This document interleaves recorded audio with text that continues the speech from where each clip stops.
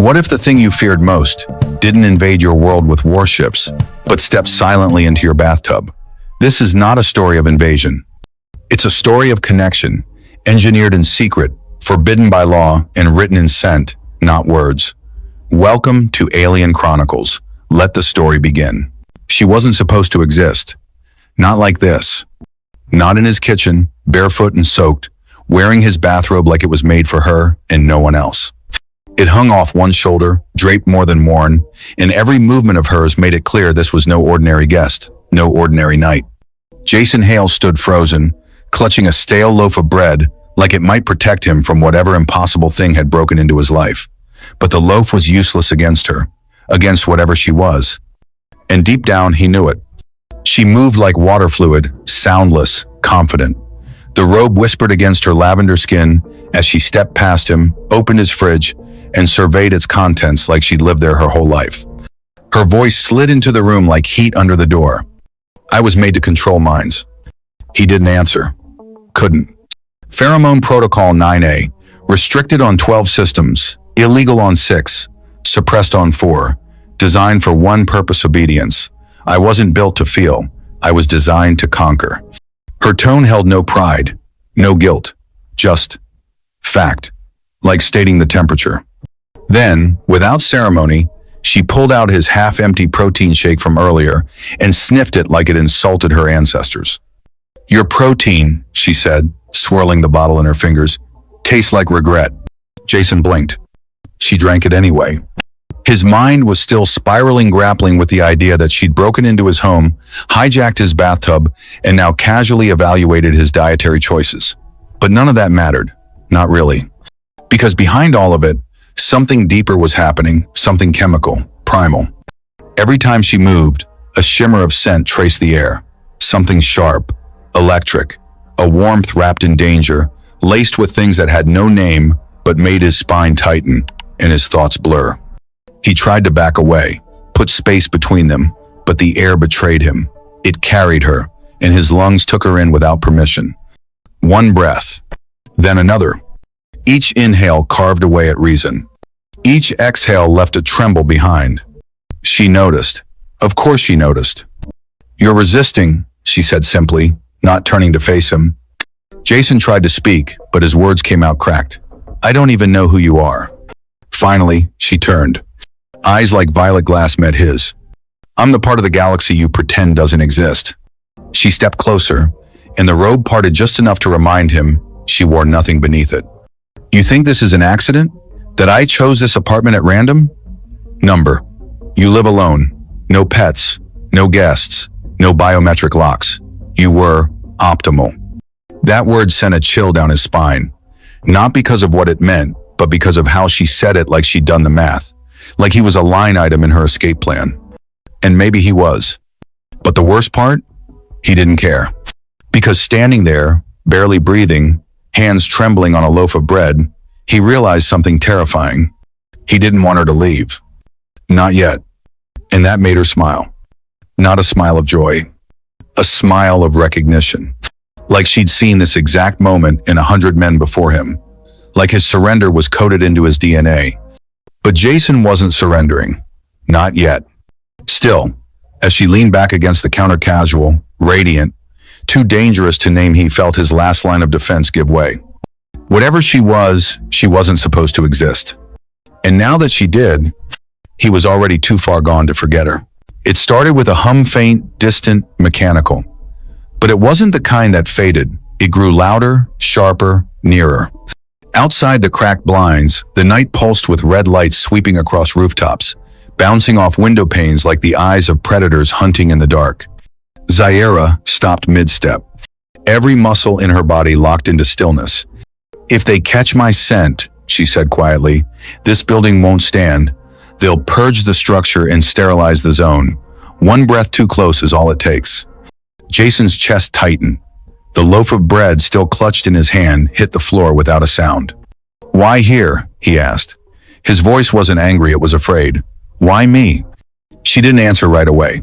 She turned her head slightly, and for a moment, the red light kissed the edge of her cheekbone, making her skin glow like carved amethyst. Her eyes didn't waver. Because you weren't locked down, she said. And because you didn't scream. Another drone swept past the glass, slower this time. It paused. Its scanner flickered violet.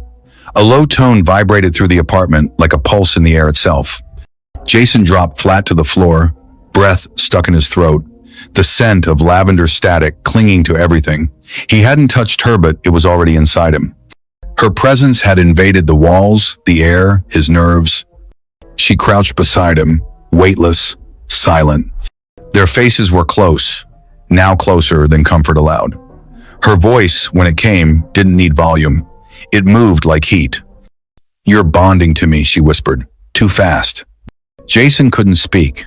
His body shivered against the tile, his mind struggling to push back against a tide it never agreed to let in. It wasn't arousal. Not entirely. It was something more dangerous, biological attraction, baked into survival instincts. Something deeper than consent. Something alien. Outside, the drone gave one final scan and moved on. The red flicker faded. The hum dissolved into the black sky. Inside, silence held its breath. She leaned closer, not enough to touch, but enough for him to feel the electricity dancing between molecules. "I warned them," she said, almost to herself. But they wanted weapons that could slip past force fields, seduce through scent, control through craving. Jason closed his eyes, trying to block it out. The heat, the scent, the way her breath changed the temperature of the room. "I'm not built for this," he whispered. "No one is," she said. And then, just for a second, her voice cracked, not fear, not pain, but something lonelier. The kind of loneliness that no distance could cure. The kind that lives in your DNA. "I'm sorry," she added. And somehow, that was the part that scared him most. Because for the first time, she sounded human. He sat under white lights that didn't feel clean, just too bright to lie under. His wrists itched where the monitors gripped him, tracking every heartbeat, every breath, every blink that came too fast. Around him, machines purred like they were listening. The lab tech didn't look up, just tapped the screen and stated it like a weather report. "You're reacting like you've already bonded." Jason blinked, hard. What does that even mean? The screen pulsed as if answering for him, his neural response spiking like he'd seen a ghost in her eyes, or maybe a future he couldn't outrun. "She didn't just touch your thoughts," the tech continued. "She rewired the system, your system." Jason swallowed, throat dry. His fingers twitched against the metal seat. Across the room, Zai'ra stood still, wrapped in silence, dangerous in a way that didn't need movement. Her gaze never left him. She wasn't watching for signs of pain, she was waiting to see if he'd run. "If you keep breathing me," she said quietly, "your brain will stop calling this reaction. It'll call it connection, and eventually, it'll call it home." She didn't say it like a threat. She said it like a fact that already lived inside his bloodstream. The lab tech handed him a vial. Black glass, cold, small, sealed like a promise you'd regret breaking. "Take the blocker," the tech said. "You'll stabilize. Your body will remember how to be alone again." Jason stared at the liquid inside. No color, no smell, but he already knew what it meant. Freedom at a cost. "You'll still remember her," the tech added, "but not the part that made you shake. You'll forget the part that made you stay." Jason's fingers curled around the vial. It was light, too light for what it was. And across the room, Zai'ra didn't move, didn't flinch, just watched, as if daring him to choose safety over what they hadn't even begun to understand. He looked at her, then back at the vial, and wondered not for the first time if some connections aren't built. They're discovered, or worse, inherited. Because something in him already knew, if he took the blocker, he'd be free. But he'd never be whole. The moment he stepped back into the apartment, something felt of wrong. It was too quiet, too still. The air hung heavy, saturated with static and the ghost of her scent.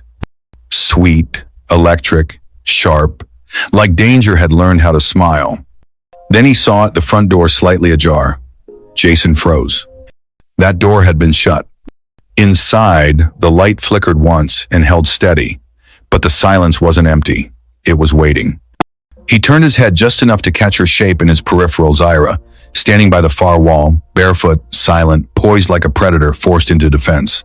Her eyes were locked on the hallway. And her breath? She wasn't even taking one. Tell me that's just a draft, Jason whispered. Zai'ra didn't answer. Then came the sound, the metallic click of something alive and artificial. It wasn't in the living room, it was deeper. Bathroom. She dropped the hoodie in one motion and moved. No hesitation, just speed, alien fast. Jason's brain caught up a second too late. A shimmer of red laser burst across the hallway. The breach was no longer theoretical. It had arrived. And it wasn't alone.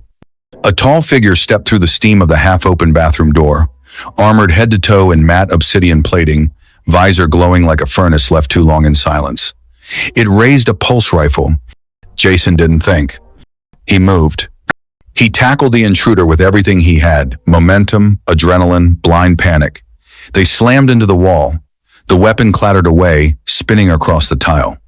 The bounty hunter wasn't impressed. A steel elbow found Jason's ribs, folding him in half with a gasp. His legs gave, but his arm somehow found the skillet he'd left near the sink. He swung it blindly, the metal ringing against the hunter's helmet with a dull clang. It staggered. He reached for the rifle. Too late.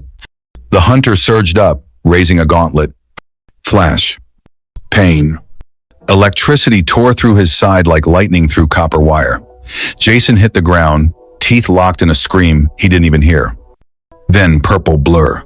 Motion. Sound folding in on itself. Zai'ra descended. Not like a savior. Like a weapon finally off its leash. She moved without mercy. An elbow into the soft point of the armor's stomach. A twist of the neck brace. Knee to joint, wrist to spine, a snap. The bounty hunter collapsed alive, but broken. Jason gasped for breath, body twitching from residual charge. Every muscle vibrated like glass under pressure. He felt her kneel beside him. "You tackled a bounty hunter," she murmured. He groaned. "I panicked." She blinked, then gave him the smallest grin. "You panned. With a frying pan." A laugh tried to rise but came out broken and ragged. Her hand brushed his cheek. And then it hit him again, that scent. Not just intoxicating, but primal, hot, post-battle, and real. She'd been sweating, breathing hard, charged with adrenaline. Whatever she was, whatever chemical trick her body carried, it poured off her now in waves. He arched slightly, breath hitching. "Zai'ra," he whispered, "your scent?" "Don't breathe in," she warned too late. The air was thick with it. His muscles locked, his vision spun, his face landed by accident or fate against her chest. She caught him, cradling him against her like someone too precious to break but too dangerous to trust. And he muttered, half conscious, "Your boobs are basically narcotics." She tried to move him, failed. He slumped harder against her, inhaling like a man drowning in oxygen he shouldn't need. And then she laughed. Not softly. It was sharp, beautiful, reckless. "You just overdosed on cleavage." He gave a thumbs up without lifting his head. "This is the best and worst day of my life." Another drone buzzed past the window. Zai'ra's smile vanished. She dragged him toward the back room with strength no robe should ever be associated with. "Get up, Romeo. We've got 2 minutes before they send reinforcements." He didn't move. So she kept dragging. Because now, he wasn't just the human who helped her. He was the liability they both couldn't live without. The rain hit the warehouse roof like it had a score to settle. Inside, it was all shadows and silence, broken only by the sound of two fugitives catching their breath. Jason leaned against the cold steel of a shipping crate, chest rising and falling like the aftermath of a war he didn't train for. His shirt clung to him, soaked in adrenaline and everything else she left behind. Zai'ra stood across the space, pacing. Not panicked, calculating. Her skin shimmered faintly in the dim light, sweat drying in streaks along the curve of her collarbone. She hadn't looked at him since they ran, but he could feel it, something between them shifting, solidifying. "I should have taken the blocker," he muttered. "No," she said without turning. "You didn't want to." He didn't argue. He didn't have to. Because he hadn't. She stopped moving. "You understand what happened back there," she said quietly. He swallowed. "I tackled a bounty hunter. You saved my ass. Then I passed out, face first into yours." A ghost of a smirk traced her lips. But it didn't stay long. I meant what happened after, she said, when you didn't push away. Jason looked up, and for the first time, she met his eyes. I was built for persuasion, scent-based influence, biological override, but it's not supposed to affect me too. Her voice dropped. Now it does. He stepped closer. You said if I kept breathing you in, my system would start thinking you were home. Zai'ra didn't move. It's not just your system, she said. Mine's bonding too. The silence between them stretched like wire pulled too tight. Jason held out his hand, palm open, not touching her. I didn't choose this, he said, but I'm not afraid of it anymore. She stared at him for a long moment, then closed the distance low, deliberate. And when she placed her hand in his, it wasn't strategy. It wasn't survival. It was surrender. The moment their skin touched, a warmth bloomed between Theme Electric. Not from fear or instinct, but something else entirely. Something that made the rain outside feel quieter. Something that didn't need permission. She leaned in, her forehead brushing his. I've never bonded, she whispered, not by choice. Then maybe this is the first real one you've ever had, he said. Her lips hovered near his. Jason, she murmured, this isn't romance, it's chemistry, it's compulsion. I know, he said, voice steady. Then why aren't you running? He smiled, just barely. Because my heart's already stopped fighting. She kissed him not gently, not desperately, but with weight. The kind of kiss that rewrites memory, that brands, that imprints. And when they broke apart, neither said a word. Because they both knew. The bond had formed.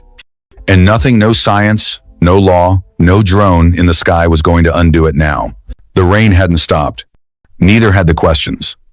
They sat in the hollow quiet of an old freight depot, dust in the corners, rust on the rails, and a silence that didn't feel empty. It felt like something was coming. Zai'ra stood by the broken window, hair damp, her robe barely holding back the cold, but her voice, it was calm, too calm. There's one way to end this, she said. Jason wiped blood from the side of his mouth, still sore from the fight, still shaking from the kiss. I'm listening, he replied, though he already knew he wouldn't like the answer. She turned, gaze sharp. If we file for scent bond recognition, they can't pursue me anymore. I'll be listed under diplomatic immunity, registered, protected. Jason blinked. Protected? Because we're what? Biologically married? She didn't laugh, didn't flinch. Bound, she said. Under Orvan law, it's permanent. His heart skipped. Permanent? Once the imprint stabilizes, breaking it causes nervous collapse, organ failure in some species. And for humans, you'll want me like breath, need me like blood. There's no halfway. Jason stood, slowly. The warehouse creaked beneath his weight. You said this wasn't about romance. It isn't. Then what is it? Zai'ra didn't answer right away. Instead, she walked toward him measured steps, quiet, barefoot across metal. When she stopped in front of him, their bodies close but not touching, she looked up into his eyes. It's not love, she whispered. Not yet, but it could be. Jason's breath caught, not because of the words, but because of the fear behind them.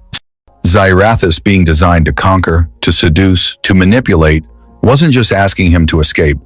She was asking him to stay. You're afraid, he said. I'm not supposed to be. What happens if I say yes? Her voice broke. Then I'm yours, legally, biochemically, forever. Jason looked at his own hands. Hands that had held her. Hands that had fought to protect her. Hands that now had the power to seal her fate or save it. And for the first time, he understood. This wasn't just a bond. It was a rebellion. Not against a government, not against bounty hunters, but against her design. Her creators never meant for her to feel, never meant for her to choose, but she had. And now, so did he. They didn't walk into a fortress. They walked into a fluorescent hallway lined with beige walls and stale bureaucracy. The Office of Interspecies Affairs sat between a tax mediation center and a vape shop that doubled as a psychic pet groomer. It didn't look like the front line of a galactic dispute, but it was. Jason held the datapad in his lap, eyes scanning the glowing form in silence. His hands were steady, his heart wasn't. Across from him, a being with 6 nostrils cried into a stack of Kleenex and muttered something about scent betrayal. No one looked up. No one offered comfort. The receptionist didn't even blink. Zai'ra stood beside him, arms crossed, distant. Her eyes tracked the ceiling cameras like they were threats. She hadn't said much since the warehouse. She didn't need to. The moment hung between them, heavy, electric, irreversible. Then the voice called from behind the glass. Bond claim? Next. They stood. Jason followed her to the counter like a man walking toward a cliff. The attendant didn't look up, just chewed on a stylus and passed them a sterile form on a cracked display. Treaty Clause 6.9, Subarticle C, Zai'ra said smoothly. The clerk grunted. You smell it? Jason sighed. I bathed in it. Lucky boy, the clerk muttered, eyes still on the screen. The screen flickered. A new page appeared. Form 88K, request for sent bond recognition. Jason scrolled, fingers cold. Section 1, physical contact confirmed. Section 2, mutual exposure verified. Section 3, emotional stabilization, risk acknowledged. And then Section 5, lifelong sensory bond, enforceable under intergalactic law. Separation may result in hormonal destabilization, emotional collapse, or death by withdrawal. Jason looked up slowly. You didn't mention the part about dying. It's rare, she said. How rare? Zai'ra didn't answer. The datapad blinked, waiting. He signed. No ceremony, no music, just ink and law. Paperwork, scent samples, a full olfactory scan that made him sneeze for 10 minutes and left him cross-eyed from stimulation. They were ushered into a small room for mandatory counseling. The therapist wore translucent glasses, a gray turtleneck, and an expression like she'd seen it all and never liked any of it. So, she said dryly, you two bonded intentionally? Jason opened his mouth. Zai'ra beat him to it. Yes, I know what I've done. The therapist nodded. And you're aware of the consequences? Jason exhaled. I've fought bounty hunters, passed out in her robe, nearly bonded by accident, and I signed the damn form. Consequences feel like a mild side effect at this point. The therapist scribbled something, possibly the word idiots, then closed the file. Approved. You're now legally recognized as a sensory unit under Clause 6. Zai'ra and Jason stepped into the light outside as free people, bonded, flagged, tracked, but free. He turned to her. So, what now? She didn't answer immediately. And when she did, it wasn't with a plan. It was with a quiet truth. I've never had to stay. Jason nodded. I've never wanted to. They didn't kiss. They didn't run. They just held hands, walked toward the edge of something terrifying, and called it a beginning. The room was dim, the air still, and the silence between them had grown teeth. Jason sat on the edge of the motel bed like he'd forgotten how to move. His shirt clung to him in sweat-damp waves, his jaw locked, his pulse pounding just beneath the skin. He didn't speak, didn't breathe deeply, because every breath still tasted like her. Zai'ra sat by the cracked window, arms resting on the sill, eyes scanning the empty street below. Her posture looked relaxed, but every muscle was coiled. She hadn't let go of tension since they left the registry. Your skin's flushed, she said without turning. Pupils dilated, heart rate elevated. Jason didn't respond. He didn't have to. You're in withdrawal, she added, almost clinical. So are you, he muttered. She looked at him now finally, and her expression said what her words refused to. This wasn't romance. This was biology unraveling. I told you, she said. Once it starts, it doesn't fade. You either lean into it or fall apart. Jason tried to stand. The room tilted sideways. His knees buckled. Zai'ra crossed the space in 3 quick steps and caught him before he hit the floor. Her hand against his back felt like fire and gravity fused together. You didn't take the blocker, she said softly. I couldn't, he breathed. It would have erased something. She didn't argue. Instead, she helped him onto the bed and sat beside him, her shoulder brushing his. That small point of contact sent lightning crawling under his skin. This isn't just chemistry anymore, Jason said. No, she agreed, it's imprinted. His head dropped against the wall behind them. So, what now? I crave you like oxygen. You smell like home. We kiss again, I forget my own name. Is that what love is for your species? Zai'ra turned to him, eyes sharp but unreadable. Number love is something slower, something earned. What you're feeling now, that's the gateway, the hook, the hunger before the bond settles. Jason looked down at his trembling hands. I'm scared, he said, of how much of me is already not mine anymore. She didn't speak. She reached into a worn pouch, strapped at her thigh, and pulled out another vial, this one matte black, capped in silver. What's that? He asked. Phase 2 stabilizer, she replied. It doesn't kill the bond, but it slows the fire. Side effects? Dreams, vivid ones. And if we don't touch for more than 12 hours, pain. Jason stared at the vial. And if I don't take it? Her voice dropped to a whisper. Then your mind learns my presence like a rhythm, and when I'm gone, it'll crave the silence like a wound. He held the vial in both hands like it was the weight of his future. Was this part of the plan, he asked? Make someone fall before they know what they're falling into? Zai'ra shook her head. Not denial grief. I was supposed to infiltrate, persuade, manipulate, not bond. And yet, he said quietly, here we are. She rose from the bed and walked to the window again, her voice almost too soft to catch. I didn't want to need you, she said. Jason leaned forward, elbows on his knees, every nerve in his body screaming for relief or for her. But you do, he said.